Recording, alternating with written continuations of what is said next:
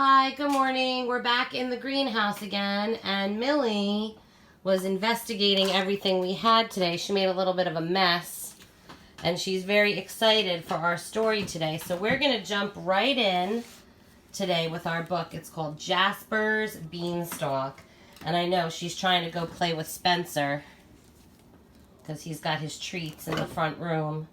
So yeah, look, she's already off and running. Millie. All right, we'll check back with her after. Jasper's Beanstalk.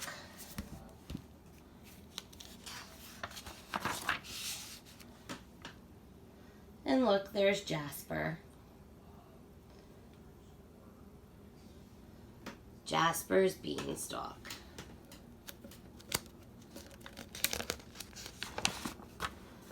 On Monday, Jasper found a bean. On Tuesday, he planted it.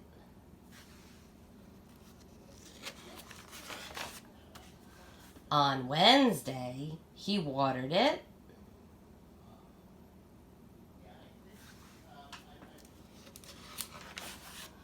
On Thursday, he dug and raked and sprayed and hoed it.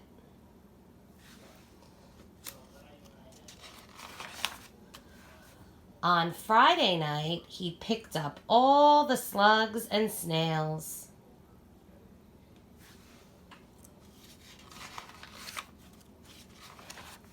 And on Saturday, he even mowed it.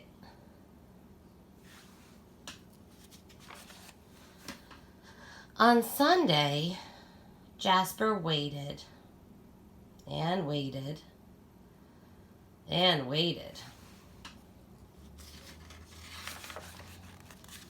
When Monday came around again, he dug it up.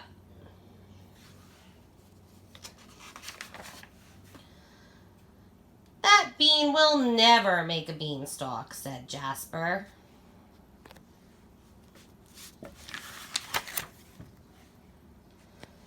But a long, long, long time later, it did. It was on a Thursday, I think. Now Jasper's looking for giants. And that's the end. So we were talking a little bit about beans yesterday. I've got my beans here. And today I thought we would do 2 activities with our different varieties of soup bean. So let me clip in and we will do our first activity. Okay, so our first activity is to make a bean mandala. A mandala is a geometric design that uses shapes, symmetry, and balance to promote meditation and relaxation. Creating a mandala can help its maker find calm and peace. Mandalas can be drawn, traced, or created from many different materials. Miss Amy is going to show us how to make one with beans. So this design that we're going to make is a good thing to do as part of STEM because it focuses on symmetry.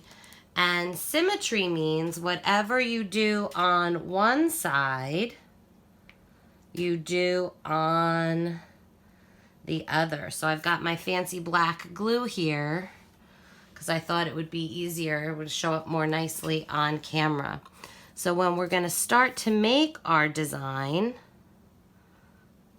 we're going to divide it into pieces. So whatever we do on one side, we're going to match on the other.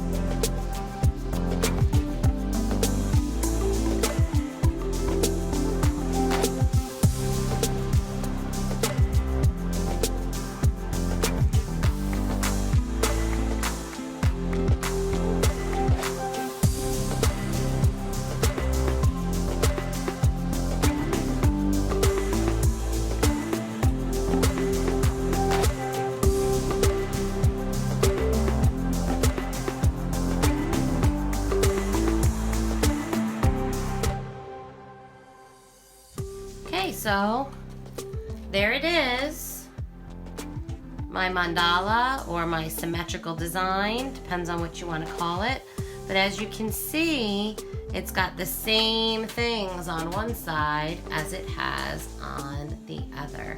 So that's the first thing you can do with your bean soup mix. The second fun thing I thought would be cool to do would be to have a bean race. So I'm gonna put my mandala away. And we're going to have our bean race. Now I have a few of each kind of bean. They've been soaking a little bit to get that seed coat nice and soft. I'm gonna add a little bit more water. And the reason why we soak some seeds before we plant them is to soften up that seed coat. You could do it just by watering them every day, but we want these to sprout as quickly as possible. So let me show you what I've done. I have a pot, and in each pot it has some soil, and it has a tag of the kind of bean that it is. And so what we're going to do is going to plant our seeds, our beans from our soup mix, and we're going to count how many days it takes for each kind of bean to start sprouting. So we're gonna have like a little bit of a race, and we're gonna keep track of the order in which they grow. We're gonna see who grows the best and who grows the tallest and all that fun stuff. So it's super easy. We're just gonna, first I'm gonna sort them into their right cup. So in go the red beans, in go the black beans. Let's see if you can see. You know what, I'll turn it this way. In go the black beans. In go the lima beans. And you can see I'm not doing anything under the soil yet. I'm just sorting them to make sure everyone's in their right cup. In go the pinto beans. Those are those speckly ones. In go the garbanzo beans. Some people call these chickpeas. I've got some of those. And I'm putting about 3 or 4 in each cup. And in go the peas. 1, 2, 3, 4. And then I'm going to show you the easiest way to do it. If you have this crook in your finger and you just poke it down to that crook, that should be deep enough. So now, you don't have to be afraid. I'm going to wash my hands after. It's okay if we get dirty. Just going to right down to that bend in my finger. Bloop, bloop, bloop. And then I'm just going to cover them up with a little soil. Bloop, bloop, bloop, bloop. So we'll cover them up. Then we'll come to our black beans. Cover them up. Our garbanzo beans. And you know what? It's been a lot of years since I did this experiment. I don't even remember. I think I know who comes up first, but I'm not gonna tell. Which one do you think will come up first? So in go the little peas, cover them up.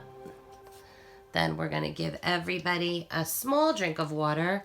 My soil is damp and the beans have been soaking, so they don't really need to drink that much, but it's always good to give everybody a drink. So we're gonna put those in the greenhouse, and we're gonna have a race and see who sprouts first.